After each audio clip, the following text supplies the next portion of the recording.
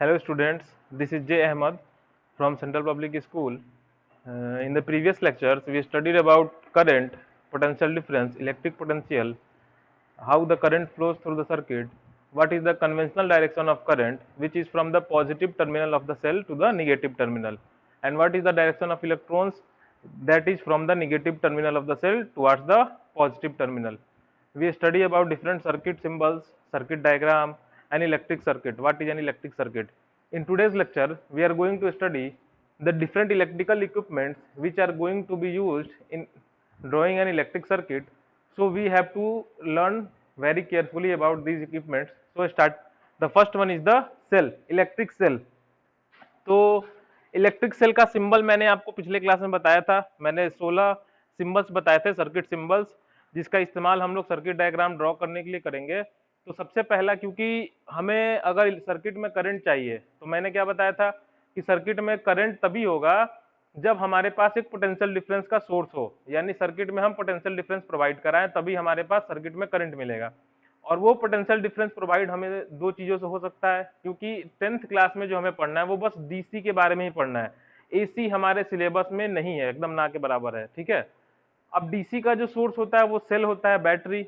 ठीक है, तो हमारा ये दो सोर्स है हमारे, एक सेल और एक बैटरी। अब इन दोनों में फर्क है, थोड़ा सा टेक्निकल फर्क है, वो देख लेते हैं हम लोग।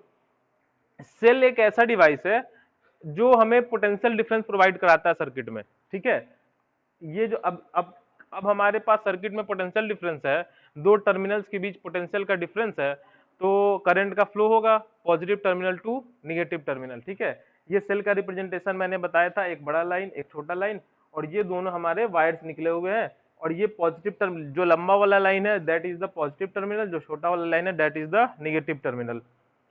अब बात आती है कि अगर हमें ज्यादा पोटेंशियल डिफरेंस की जरूरत पड़ जाए, कभी कभी क्या होता है कि सेल जो होते हैं वो स्टैंडर्ड साइज के बनते हैं। सपोज 1.5 वोल्ट का जो सेल है वो बहुत कॉमन है, और सारे सेल्स लगभग 0.5 वोल्ट के भी सेल्स आते हैं, लेकिन स्टैंडर्ड जो है लैब में मिलता है वो 1.5 वोल्ट का सेल मिलता है।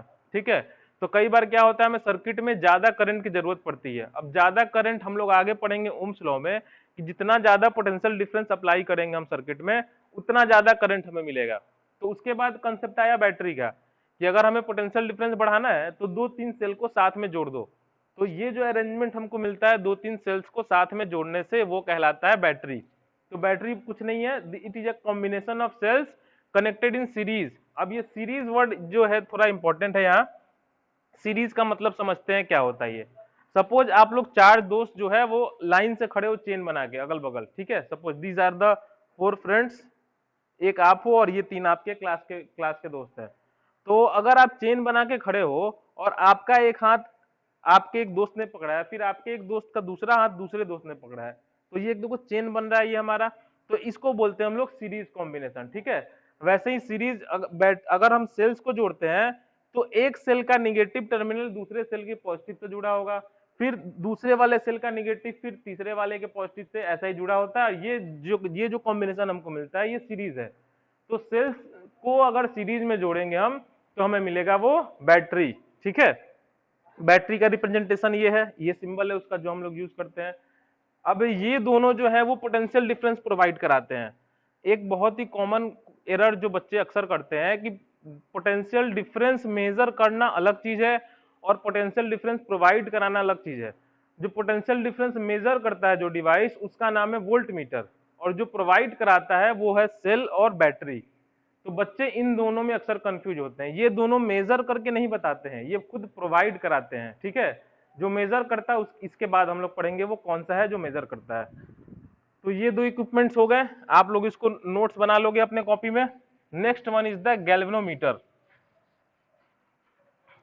गैल्वेनोमीटर भी एक बहुत ही इंपॉर्टेंट डिवाइस है हमारे सिलेबस में, क्योंकि लैब में इसका बहुत ज्यादा इस्तेमाल होता है। तो third one is the galvanometer. अब ये डिवाइस क्या है, कई बार क्या होता है हम सर्किट बनाते हैं तो हमें पता नहीं होता है कि सर्किट में करंट है या नहीं, या कुछ ऐसा एक्सपेरिमेंट जो हम लोग करते हैं जिसमें हमको ये देखना होता है कि सर्किट में करंट है या नहीं है। ये जो डिवाइस है गैल्वेनोमीटर, ये बताता है हमें कि सर्किट में करंट है या नहीं। ठीक है, और ये करंट के डायरेक्शन को भी बताता है कि करंट राइट साइड जा रहा है या लेफ्ट साइड जा रहा है, मगर ये करंट के वैल्यू को मेजर नहीं कर सकता। ये बस करंट के प्रेजेंस को बताएगा कि करंट मौजूद है या नहीं है, और उसके डायरेक्शन को मेजरमेंट इसका काम नहीं है गैल्वेनोमीटर का। तो it is a device, it is a device which is used to detect the presence of current through the circuit।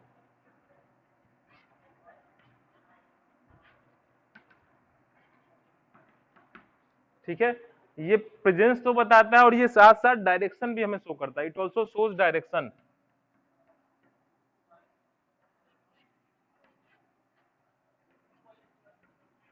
क्योंकि हमने पढ़ा था क्या कि करंट एक स्केलर क्वांटिटी होते हुए भी करंट में डायरेक्शन होता है, तो ये हमें डायरेक्शन ही बताती है करंट का कि करंट का डायरेक्शन किधर है, डायरेक्शन ऑफ द करंट। अब इसका भी रिप्रेजेंटेशन मैंने बताया था पिछले क्लास में कि जी फॉर गैल्वेनोमीटर, इसमें एक सर्कल बना दो और ये एक दो वायर्स निकाल दो।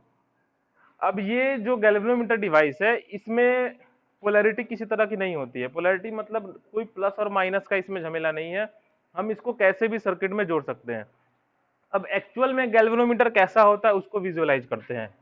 आपने स्टेबलाइजर अपने घर में देखा होगा, उसमें एक छोटा सा ऐसा गोल सा एक मीटर लगा होगा उसमें, और एक पॉइंटर होता है जो ऐसे ऐसे मूव करता है, ठीक है, तो वो वोल्ट मीटर होता है। वैसा ही कुछ होता है हमारा गैल्वेनोमीटर जी, और इसमें इसका पॉइंटर जो होता है वो ठीक बीचों बीच होता है ऐसा। ये दो वायर्स हो गए जो हमें सर्किट में जोड़ने हैं। अगर करंट अगर इधर से फ्लो हो रहा है तो गैल्वेनोमीटर का जो एरो है वो इधर की तरफ डिफ्लेक्ट होगा, यानी अगर गैल्वेनोमीटर का एरो इधर जा रहा है यानी करंट का डायरेक्शन जो हमारा है वो लेफ्ट टू राइट है, ठीक है। अगर गैल्वेनोमीटर का जो ये एरो है ये अगर इधर जाता है, इसका डिफ्लेक्शन इधर हो रहा है सपोज, तो यानी करंट हमारा इधर से आ रहा है। इनिशियल कंडीशन में गैल्वेनोमीटर का जो पॉइंटर है वो बीच में होता है, मिडिल में, और करंट जब होगा तो इसमें डिफ्लेक्शन होगा। अगर सर्किट में करंट नहीं है तो इसमें कोई डिफ्लेक्शन नहीं होगा, ये जिस पोजीशन पे था वैसे ही मेंटेन रखेगा अपने पोजीशन को। तो ये हमारा गैल्वेनोमीटर है, काफी इंपॉर्टेंट डिवाइस है हमारे सिलेबस के लिए, तो इसके बारे में आप लोग अच्छे से समझ लो। ये एक ऐसा डिवाइस है जो करंट के प्रेजेंस को बताता है, ठीक है। तो तीसरा हो गया। अब the next one is ammeter. एक और बात है इसमें गैल्वेनोमीटर में कि गैल्वेनोमीटर को हम सीरीज में जोड़ते हैं सर्किट में, जो कि हम आगे पढ़ेंगे। गैल्वेनोमीटर जो डिवाइस है हमारा वो हमेशा सीरीज में लगता है। जैसे अभी मैंने चेन बताया था, चेन हाथ में हाथ पकड़ के चेन बनाते हैं जो हम लोग, वैसा ही कुछ ये भी है, ये सीरीज में हम जोड़ते हैं। The fourth one is ammeter.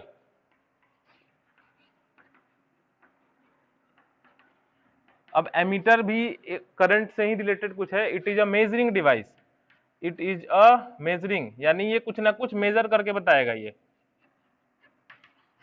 Measuring device which is used to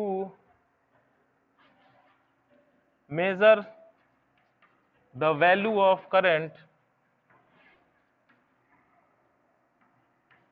through the circuit।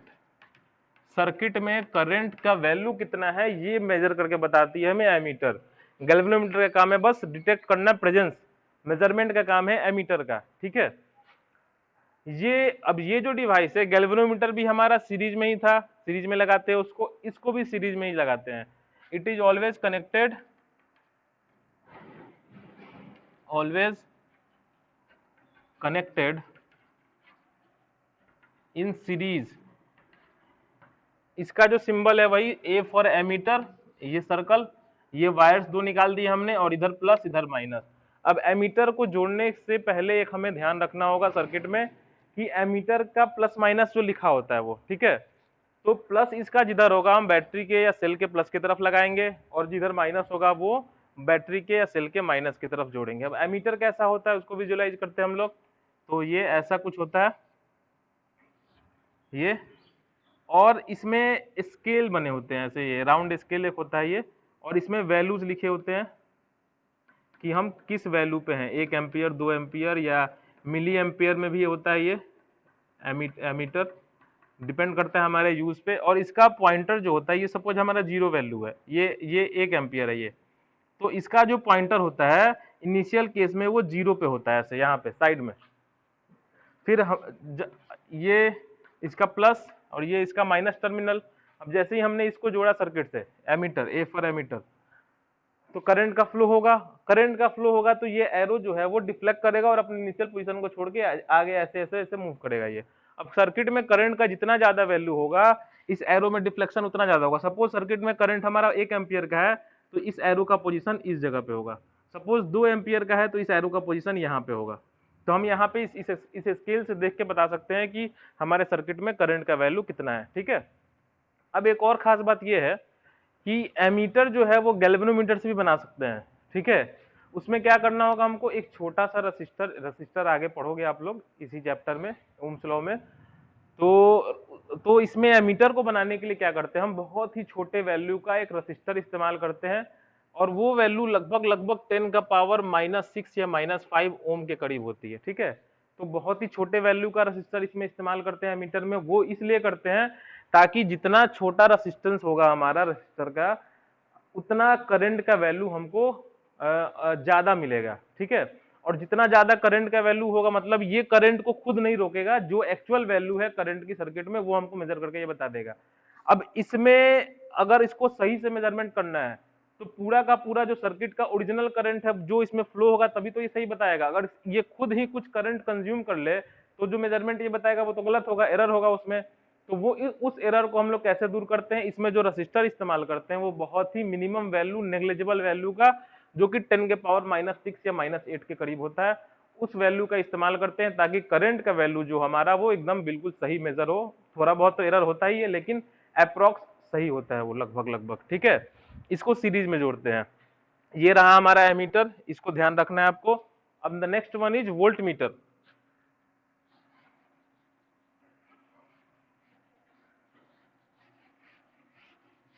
Volt meter जो है वो एक ऐसा डिवाइस है जो पोटेंशियल डिफरेंस मेजर करता है, प्रोवाइड नहीं कराता है ये। ठीक है, जो सेल और बैटरी थे हमारे वो पोटेंशियल डिफरेंस प्रोवाइड कराते थे, लेकिन ये जो वोल्ट मीटर है ये मेजर करके हमको बताता है कि सर्किट में पोटेंशियल डिफरेंस का वैल्यू कितना है। इट इज तो ये भी एक मेजरिंग डिवाइस है। एमीटर और वोल्ट मीटर जो है वो दोनों मेजरिंग डिवाइस थे। बाकी के कोई भी मेजरिंग डिवाइस मेरा नहीं था, सेल मेजरिंग डिवाइस नहीं था, बैटरी नहीं था, गैल्वेनोमीटर भी मेजरिंग डिवाइस नहीं था। एमीटर और वोल्ट मीटर ये दोनों मेजरिंग डिवाइस है। It is a measuring device which is used to measure the value of potential difference across the circuit। Circuit में पोटेंशियल डिफरेंस कितना है वो हमें ये मेजर करके बताता है। ठीक है, अब इस गैल्वेनोमीटर को और एमीटर को जो जोड़ते थे वो सीरीज में जोड़ते थे, लेकिन इसको जोड़ेंगे तो हम पैरेलल में जोड़ेंगे। पैरेलल क्या होता है वो समझते हैं हम लोग। It is always connected in parallel. अब पैरेलल को समझते हैं ये क्या है। उस समय क्या था, हमने चेन बनाया था, सारे दोस्तों के साथ में चेन बना लिया था। अब सपोज हम चेन नहीं बना रहे हैं, एक फ्रेंड यहाँ पे खड़ा है और एक फ्रेंड यहाँ पे सामने खड़ा है ऐसे। ठीक है, दोनों सामने सामने खड़े हैं एक दूसरे के ठीक सामने।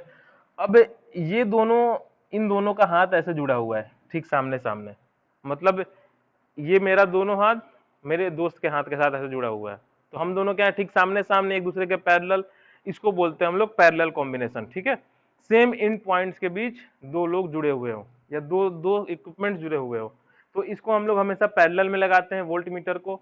अब इसमें जो वैल्यू रसिस्टर का इस्तेमाल करते हैं वो बहुत ही ज्यादा वैल्यू का इस्तेमाल करते हैं। वो इसलिए क्योंकि इसमें जब हाई वैल्यू का रसिस्टर इस्तेमाल करेंगे तो करंट का फ्लो काफी कम होगा, और पोटेंशियल डिफरेंस का वैल्यू हमको बहुत ही सही सही मेजर करके ये बताएगा। अगर इसमें रजिस्टर कम वैल्यू का इस्तेमाल कर लेंगे तो इसमें भी कुछ करंट का फ्लो हो जाएगा। ठीक है, तो अगर उस कंडीशन में अगर ये पोटेंशियल डिफरेंस मेजर करता है ये डिवाइस, तो उस समय एरर होगा, हमको सही पोटेंशियल डिफरेंस नहीं पता चलेगा सर्किट का। इसलिए इसमें जो रजिस्टर इस्तेमाल करेंगे वो काफी ज्यादा हाई वैल्यू का इस्तेमाल करेंगे, एमीटर में जो करते हैं वो काफी लो वैल्यू का करते हैं। अब वोल्ट मीटर कैसा होता है, तो वोल्ट मीटर भी कुछ वैसा ही था। ये सब आपने देखा होगा घर में, स्टेबलाइजर में लगा होता है वोल्ट मीटर, ये तो बहुत कॉमन है, जो हमें वोल्टेज मेजर करके बताता है। 220 वोल्ट का जो सप्लाई हमारे घर में आता है वो मेजर करता है ये। तो इसमें भी एक राउंड स्केल ऐसे बना होता है, आपने देखा होगा। और इनिशियल कंडीशन में इसका भी एरो पॉइंटर जो है वो 0 पे होता है जब इसमें करंट ना हो, इसका एरो यहाँ पे होगा। ठीक है, और ये वायर्स हैं जो वोल्ट मीटर से इसमें भी पॉजिटिव और निगेटिव टर्मिनल्स होते हैं। इसके पॉजिटिव को बैटरी के पॉजिटिव से जोड़ना है, इसके नेगेटिव को बैटरी के नेगेटिव से जोड़ना है। अब सपोज करंट हमने दिया, करंट के कारण पोटेंशियल डिफरेंस क्रिएट हुआ सर्किट में, तो जो भी पोटेंशियल डिफरेंस होगा वो हमें ये मेजर करके बताएगा। सपोज 200 पोटेंशियल 200 है, 220 वोल्ट का पोटेंशियल डिफरेंस है, और ये हमारा 220 वोल्ट का पोटेंशियल यहाँ पे है, ये स्केल है हमारा, तो एरो हमारा यहाँ जाएगा। हो सकता है बढ़ता भी हो, 240 हो, तो यहाँ पे एरो चला जाएगा।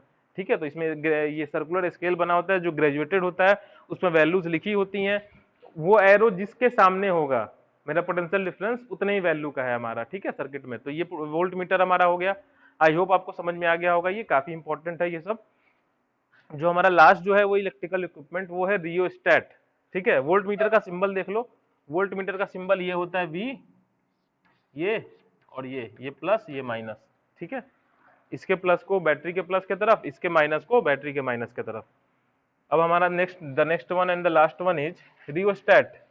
What is a rheostat?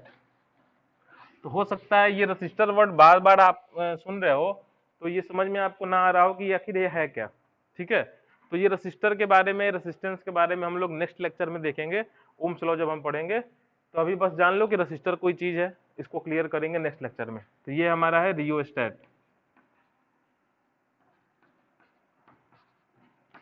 ठीक है, ये रियोस्टेट, इसको वेरिएबल रेसिस्टेंस भी बोलते हैं। It is a device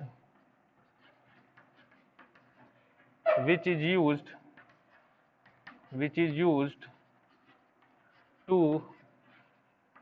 change the value of current through the circuit